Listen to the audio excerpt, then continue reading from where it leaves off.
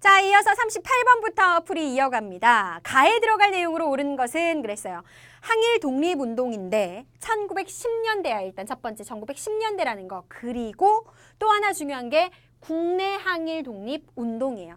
보통 이제 1910년대 일제강점기가 시작이 되면 국내에서는 일본의 단합 때문에 이 독립운동이 사실상 힘들어요. 그래서 국외, 뭐 간도지방, 만주지방, 그다음에 연해주지방 이런 데로 독립운동 단체들이 빠져나가죠. 아주 제한적으로 국내 활동을 했던 단체들이 있습니다. 첫 번째 독립의군부가 있고요.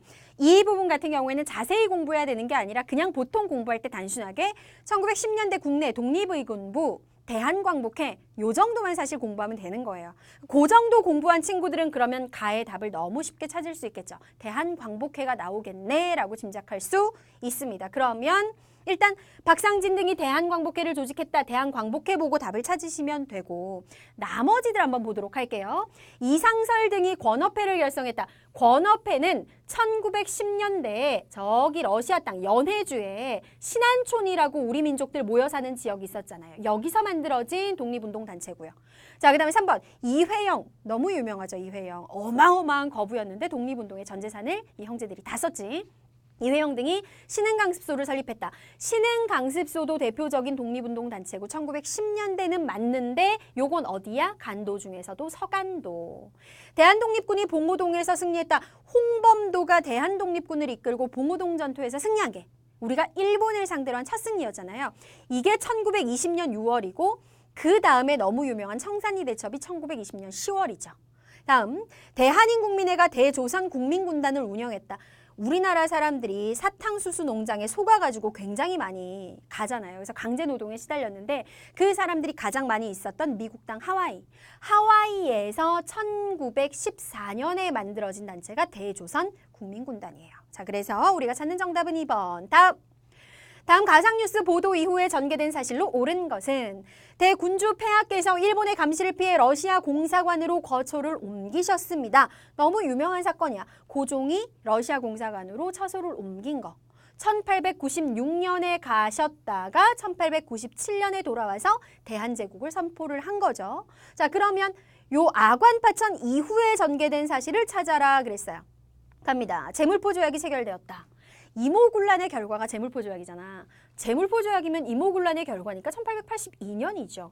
프랑스가 병인박해를 고실로 침략했다. 그래서 일어난 게 병인양요. 외교장각의 도서와 문화재를 약탈당한 거. 같이 기억하시고 1866년. 90군인들이 일본 공사관을 습격하였다. 이게 바로 이모군란이죠. 이모군란 일어나고 그 결과 체결된 게 제물포조약이잖아. 그럼 같은 82년이겠지. 어제연이 광성보에서 미군에 맞서 싸웠다. 신미양요가 일어난 게 1871년. 자, 그럼 전부 다 틀린 거니까 답은 5번이겠네요. 독립협회가 이권, 이익이 되는 권리를 다른 나라에게 뺏기지 않기 위한 수호운동을 전개하였다. 독립협회가 창설된 게 아관파천이 일어난 이후 같은 해 1896년이고요. 강제 해산당한 게 1898년이에요. 우리가 찾는 정답은 5번이겠죠. 다음 문제 갑니다. 40번. 다음 자료에 나타난 민족운동에 대한 설명으로 옳은 것은 이날은 마지막 황제입니다. 순종 황제 임산일이었다. 장례가 거행되는 날을 말하는 거예요. 그의 가는 길에 한 줄기 눈물이라도 뿌리려고 각처에서 군중들이 모여들었다. 이것이 어찌 나라를 잃고서 원망만 받던 그의 죽음이 슬퍼서 이겠는가. 쭉 내용이 있고요. 자주 독립의 새 나라를 세우려는 사람들의 갈망이 대한독립 만세의 외침으로 분출되었다. 순종 황제가 돌아가셔서 장례를 거행하던 그날 장례식의 행진 과정에서 학생들이 주도해가지고 만세운동을 일으키잖아요. 그게 1926년 6월 10일 6.10 만세운동이에요. 학생들이 주도가 됐던 거. 자, 그러면 6.10 만세운동에 대한 설명으로 옳은 것을 찾아라라는 문제거든. 중국의 오사운동에 영향을 줬다. 중국하고 인도에까지 영향 준 거 1919년 3.1운동. 다음. 민족 유일당 운동의 계기가 되었다. 자, 이게 무슨 말이야? 6.10 만세운동이 실패로 끝났어. 그런데 이 실패 이후의 결과에 대해서 반성을 하면서 무슨 움직임이 나오느냐? 우리가 지금 사회주의 세력하고 민족주의 세력이 편을 나눠가지고 각계 전투를 할 상황이 아니다. 우리의 주적, 공동의 적은 일본이잖아. 그러니까 우리가 사상이 다르다고 하더라도 힘을 합쳐가지고 뭔가 유일당. 그러니까 민족 유일의 정치 세력을 만들어서 그래서 좀 더 이렇게 뭔가 독립운동을 제대로 진행을 해야 된다 해서 6.10 만세운동이 끝나고 나서 바로 다음해인 1927년에 신간회라는 단체가 만들어지잖아요. 앞에서 잠깐 나왔었죠. 그렇죠? 2번이 정답이에요. 그래서 광주에서 시작하여 전국으로 확산되었다. 광주에서 시작된 건 1929년 광주 학생항일운동을 말하는 거지. 대한민국 임시정부 수립의 배경이 되었다. 일제의 헌병경찰 통제에 항거하여 일어났다. 이 두 개, 1번 포함해서 모두 다 3.1운동에 대한 설명입니다. 정답 확인했고요. 자, 다음 문제 갈게요. 가나다를 일어난 순서대로 옳게 나열한 것은 그 서양 세력의 침입에 반대하는 위정척사 운동의 흐름에 대해서야. 최익현이 외양일체론을 주장하며 개항에 반대했다. 항구의 문을 여는 거, 문호 개방이 개항이잖아. 그러면 우리나라가 개항한 게 언제야? 1876년 강화도 조약이죠. 그러면 그 1870년대 문호 개방을 하던 그 시기에 개항 반대 운동이 일어났겠지. 1870년대야. 다음, 이만손이 미국과의 수교를 반대하는 영남만인소를 주도했다. 이건 뭐예요? 김홍집이 일본 갔다가 조선 책략이라는 책을 들여와서 고종에게 바쳤어요. 그 책의 핵심 내용은 뭐였지? 러시아를 견제하려면 미국하고 친하게 지내야 된다. 그래서 이 책을 딱 읽은 고종이 설득력 있네. 그래서 이제 미국하고 조약을 체결하려고 하니까 보수적인 양반 유생들이 절대 안 됩니다 하면서 상소문을 올린 거 아니야. 이게 1880년대. 다음, 유인석이 을미사변과 단발령에 반발하여 의병을 일으켰다. 을미사변 명성황후 씨의 사건. 단발령 머리 짧게 하는 거 전부 다 언제예요? 1895년에 있었던 일이잖아요. 그럼 이때 의병항쟁이 일어난 건 1890년대. 순서대로네요. 70년대, 80년대, 90년대. 그래서 정답은 가나다 1번입니다. 다음 문제 갑니다. 가에 들어갈 용어로 옳은 것은 일제가 조선을 자국의 식량 공급 기지로 삼기 위해서 추진했어요. 1920년부터 시작해서 1934년까지 일단 제대로 이게 진행이 됐고 그러다가 중일전쟁이 일어나면서 중단되는데 그 이후에 나중에 40년대 다시 추진됐어. 40년에 다시 추진된 건 사실상 여러분들 몰랐던 친구들이 많을 거야. 잘 배우는 내용이 아니니까. 근데 20년대에 자기 나라에 필요한 식량을 조선에서 생산해서 가져가기 위해서 일본이 실시했던 거. 이건 중요하잖아요. 자, 생산, 쌀, 증가시킨다, 증식. 쌀 생산을 증가시키기 위한 계획, 산미증식 계획. 이게 20년대에 진행이 됐던 거죠. 산미증식 계획에 대해서 물어보는 거예요. 정답은 2번 되겠습니다. 다음 문제. 다음 다큐멘터리의 주인공으로 오른 것은 일본 이름 기노시타 쇼조로 살았던 청년. 차별 없는 세상을 꿈꾸며 영웅으로 다시 태어났다. 한인애국단의 첫 의거.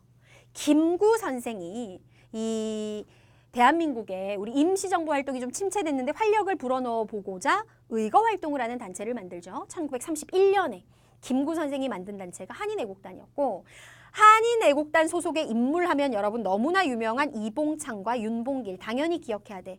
먼저 의거 활동을 일으킨 게 이봉창. 그래서 이봉창이 일본의 왕의 마차에 폭탄을 터뜨렸는데 죽이는데 실패를 했고 이 소식이 중국의 모 신문에서 이 조선의 청년이 일본의 국왕에게 용감하게 폭탄을 던졌는데 일본 국왕이 죽지 않았다? 약간 안타깝다라는 식으로 중국 신문에 기사가 나오자 일본이 열받아가지고 군대를 동원해서 상하이를 점령해버렸죠. 그래서 점령한 기념식을 여는데 거기에 윤봉길이 가가지고 여러분이 알고 있듯이 도시락 폭탄 들고 갔고 사실은 도시락 던지지 않고 다른 폭탄 던졌는데 이게 윤봉길 의사의 의거거든요. 그러니까 연결되는 거죠. 그럼 첫 의거 그랬으니까 이봉창 열사의 의거. 주인공으로 옳은 거 정답은 5번. 윤봉길 의사에 대해서는 방금 얘기했고요. 그 다음에 김상옥, 김원봉, 김익상 이분들은 무슨 단체랑 관련이 있어? 김원봉이 만든 단체가 1919년에 만든 의열단. 하는 활동은 한인애국단하고 거의 비슷한데 시기가 완전 다르고 여기에 이제 뭐 김익상, 김상욱, 나석주 이런 분들이 소속돼서 뭐 조선 총독부에 폭탄 던지고 종로경찰서에 폭탄 던지고 이런 활동을 했어요. 의거 활동을 했던 단체는 의열단과 한인애국단밖에 나올 게 없어요. 그러니까 구분해야 돼요. 소속된 인물, 활동했던 시기 구분하셔야 됩니다. 정답은 5번. 다음, 가해 활동으로 옳지 않은 것은 이들은 가는 나라 안팎에서 활동하던 대다수의 독립운동 세력이 참여하여 이것이 수립되었다.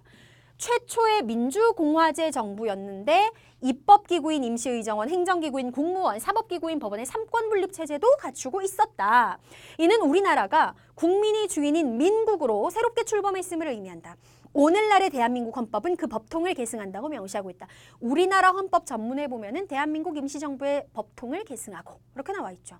우리나라 최초의 민주공화제 정부 바로 1919년에 만들어진 대한민국 임시정부입니다. 대한민국 임시정부에 대한 설명으로 옳지 않은 거 보통 다 암기하잖아요. 임시정부의 활동. 자, 독립운동 자금 마련하기 위해서 채권, 독립공채도 발행했었고 1940년에는 소속부대 한국광복군 창설했죠. 그래서 한국광복군의 활동도 시험에 종종 나오고요. 그 다음에 미국과의 외교를 위한 구미위원부도 설치했고 요거 틀렸죠. 신문을 발행하긴 했는데 대한민국 임시정부가 발행한 신문은 독립신문이고 대한매일신보는 어떤 신문이야? 1904년에 영국 사람 베델이라는 사람이 신문을 만드는 데 참여를 했어요. 일본하고 가까운 영국이라는 나라. 근데 그 영국 사람이 발행한 신문이다 보니까 다른 신문들에 비해서 일본이 탄압을 잘 못했어. 그래서 실제로 1900년대에 우리나라 민족운동의 기사를 싣고 자금 모금하는 데 굉장히 큰 역할을 했던 게 대한매일신보죠. 자, 연통제와 교통국 요거는 정보를 수집하는 대표적인 임시정부의 소속 기구. 그래서 정답은 4번입니다. 다음 문제 45번. 밑줄근 이 법령으로 옳은 것은 이 섬은 지하에 해저 탄광이 있던 하시마야. 하시마 섬이라고 하고 군함도라고도 하고 이게 영화화되면서 굉장히 유명해졌죠. 자, 이쪽에 와서 그건 이곳에서 많은 조선인 광부들이 고통을 받았기 때문이야. 특히 1939년 이 법령이 제정된 이후 많은 조선인들이 끌려왔대. 어떤 법이 1939년에 만들어지면서 하시마 섬에 많은 조선인들이 끌려와서 탄광의 광부로서 고통을 받았대요. 그러니까 우리나라 사람들 잡아가서 1930년대 말에 전쟁에 동원하고 노동, 공장 같은 데 동원을 하잖아요. 전쟁에 동원하는 게 징병이고요. 그 다음에 이런 탄광 같은 데, 공장 같은 데 동원하는 게 징용이에요. 강제 징병, 강제 징용이 이루어졌었지. 자, 그러면 여기서 말하는 법령은 뭘까요? 노동력을 동원한 거니까 징용을 말하는 거겠죠. 관련된 내용은 1번에 나와 있네요. 국민징용령. 다음. 범죄 즉결례라고 하는 건 여러분들 즉결처분권이라고 공부를 많이 했을 거예요. 헌병경찰이 사소한 범죄를 저지른 사람들을 그 자리에서 바로 처벌을 할 수 있는 게 즉결처분권, 범죄 즉결례. 1910년대. 치안유지법, 독립운동을 탄압하기 위해서 1926년에 일본이 만든 법이고요. 1925년에. 다음, 조선태형령이라고 하는 건 그 헌병경찰이 몽둥이 들고 있다가 그 즉석에서 처벌하는 거, 때리는 벌을 취할 수 있는 게 조선태형령, 1910년대. 조선 사상범 보호관찰령은 좀 여러분들한테 낯설 텐데 치안유지법으로 20년대 감옥에 들어간 사람들이 이제 뭐 집행유예가 되거나 형 집행정지가 되면서 보통 30년대 다 이제 출소를 하거든. 이 사람들의 동향, 얘가 이제 감옥에서 나와서 무슨 짓을 하나 또 독립운동을 하지는 않나? 감시감독하기 위해서 보호관찰, 감시한다라는 명목으로 만든 게 1936년에 조선 사상범 보호관찰령. 이렇게 됩니다. 정답은 1번. 다음 문제. 가에 들어갈 사진자료로 옳은 것은 광복 이후 3년의 현대사. 광복이 45년이니까 45년에서 48년까지의 역사라는 뜻이겠죠. 자, 1945년 8.15 광복이 시작됐어요. 기쁨도 잠시. 미국 군대가 38선 아래 남쪽을 지배하기 시작을 했습니다. 그리고 대한민국 정부가 수립된 게 48년 8월 15일이에요. 그럼 이 사이는 뭐 46년, 47년, 뭐 48년 8월 전까지 그때 있었던 일이 들어가면 되겠지. 자, 보겠습니다. 근우회 창립. 근우회는 무슨 단체 얘들아? 얘네들이 신간회 자매단체야. 항일 독립운동했던 여성단체죠. 1927년에 만들어진 단체고요. 원산총파업은 1920년대에 소작쟁이, 노동쟁이 많이 일어나잖아요. 그러니까 일본의 어떤 공장 주인들의 항거해가지고 노동자들이 우리의 권리를 보장하라 했던 거. 그중에 가장 대표적인 게 원산총파업 1929년. 좌익 세력과 우익 세력이 힘을 합쳐가지고 우리가 정부를 만들기 위해 함께 노력해보자. 그래서 좌익의 대표인 여운형과 중도 우익의 대표였던 김규식이 주도해서 만든 게 좌우합작위원회. 자, 이 단체가 활동을 했던 게 1946년에 만들어집니다. 그럼 정답은 3번이죠. 나머지 남북 학생회담 요구 시위, 이건 조금 낯선 내용인데 4.19 혁명으로 이승만 정부가 무너지잖아요. 그리고 민주정부가 잠깐 들어서죠. 그 민주정부가 1년 들어섰던 시기에 시위가 엄청 많이 일어나는데 그 중에 하나가 남북 학생들의 회담을 개최해달라라고 요구했던 시위예요. 자세히 알아야 되는 건 아니고 요거는 61년 5월 13일에 있었던 시위인데 너무 안타까운 게 저 시위가 있고 나서 3일 후 1961년 5월 16일에 박정희에 의해서 5.16 정병 군사 쿠데타가 일어나게 됩니다. 다음 반민족행위 특별조사위원회 활동. 반민특위라는 단체는 무슨 활동하는 단체야? 친일파들 잡아다가 이렇게 재판에 넘기는 활동을 하는 단체였는데 이 단체는 대한민국 정부가 만들어지고 나서 만들어진 단체죠. 1월부터 8월까지 활동을 했던 단체. 그래서 정답은 3번입니다. 다음 문제 갑니다. 밑줄근 작전이 일어난 시기를 연표해서 옳게 고른 것은? 이곳은 장진호 전투 기념비입니다. 이 전투로 인해 함경남도 흥남에서 전개한 철수작전이 성공해서 10만여 명의 피난민도 구출될 수 있었습니다. 처음에 6.25 전쟁이 일어났을 때 남한이 굉장히 일방적으로 분리했는데 인천 상륙작전을 통해 유엔군들이 남한을 지원하러 오면서 전세가 역전돼서 막 치고 올라가잖아요. 압록강 근처까지 치고 올라가서 야 이제 우리가 승리하겠다 하던 찰나에 당시의 중국 공산 세력, 중공군이 북한을 도와주러 오면서 전세가 역전되죠. 그래서 철수하기 시작하는 거야. 그게 바로 흥남 철수작전이에요. 이게 언제냐면은 1950년 한겨울이었어요. 12월 15일. 그래서 흥남에서 철수하고 결국은 밀려서 1951년에 대대적인 후퇴를 하기 시작한 게 일사후퇴. 이런 식으로 되는 거죠. 자, 그러면 흥남 철수작전이 들어가야 되는 건 중국군이 참전한 이후 일사후퇴 전이니까 정답은 3번 다가 되겠습니다.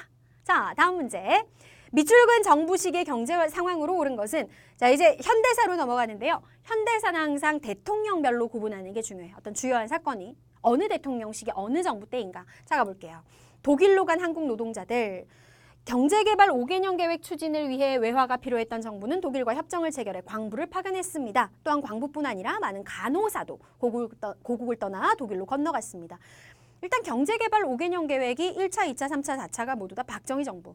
박정희 정부에서 이게 외국 돈이 필요하니까 광부 보내고 간호사 보내죠. 그러니까 요 내용은 1960년대에서 70년대까지 이어진 파독 광부, 파독 간호사 이야기. 박정희 정부 때예요. 자, 그럼 박정희 정부의 경제 상황 보겠습니다. 삼저호황, 저달러, 저유가, 저금리로 인해서 경제가 막 폭발적으로 성장하기 시작한 거 1980년대 전두환 정부. 1960년대부터 70년대까지 월남전, 베트남 전쟁에 군인들 보내면서 외화벌이 했었죠. 그렇죠? 요거 박정희 정부. 정답은 2번이네요. OECD 경제협력개발기구에 가입한 게 1996년 김영삼 정부. 국제통화기금의 관리를 받게 되었다 1997년 말. 그러니까 김영삼 정부의 임기가 거의 끝나가던 시기부터였습니다. 그래서 돈을 다 갚은 게 김대중 정부 때였고요. 개성공단의 건설을 통해 남북 간 경제교류가 이루어진 게 김대중 정부 때죠. 정답은 2번. 자, 이제 거의 끝까지 왔습니다. 다음 상황이 전개된 배경으로 옳은 것은? 학생대표가 마산시청 앞에서 마산 시민 여러분, 우리는 결코 저 자유당 독재 세력을 두려워해서는 안 됩니다. 다 같이 외칩시다. 김주열을 살려내라. 살인자를 찾아내라. 자, 시민들이 따라했어요. 경찰 최루탄이 다 떨어졌습니다. 후퇴할까요? 후퇴하면 안 된다. 자, 여기에서의 핵심은 바로 김주열이라는 이름이죠. 자유당 독재한 거에서 사람들이 시위를 했는데 김주열이라는 아이가 고등학생이었는데 마산에서 시위를 하다가 실종이 됐고 며칠 후에 마산 앞바다에서 끔찍한 모습의 시신으로 떠올랐어요. 그러면서 시위가 거세지기 시작했고 그래서 일어난 게 뭐예요? 1960년 우리나라 최초의 민주주의 혁명인 4.19 혁명이죠. 이 혁명의 결과로 결국 어떻게 됐어요? 이승만 정부가 무너지게 된 거잖아요. 그러면 4.19 혁명이 도대체 왜 일어났느냐? 4.19 혁명이 일어난 건 뭐야? 방금 앞에서 자유당이라고 나왔지. 이승만 소속의 자유당 정부가 독재를 했고 그 독재를 계속 연장하기 위해서 선거에서 부정선거를 자행을 했잖아. 그게 3.15 부정선거죠. 그러니까 결국은 3.15 부정선거에 분노를 한 시민들이 4.19 혁명을 일으킨 거. 정답은 5번이고 12.12 사태로 신군부 세력이 등장했다. 전두환이 군인이었을 때 일으킨 군사 쿠데타가 12.12 사태. 장기 독재를 가능하게 한 박정희의 독재헌법, 유신헌법이 공포된 게 1972년의 유신헌법. 그래서 70년대를 유신시대, 유신체제라고 하죠.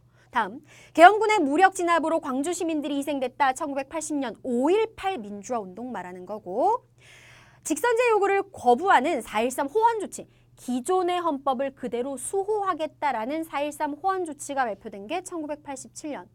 정부가 4.13 호원 조치를 발표하니까 사람들이 분노가 폭발해서 6월 민주항쟁을 일으킨 거예요. 정답은 5번입니다.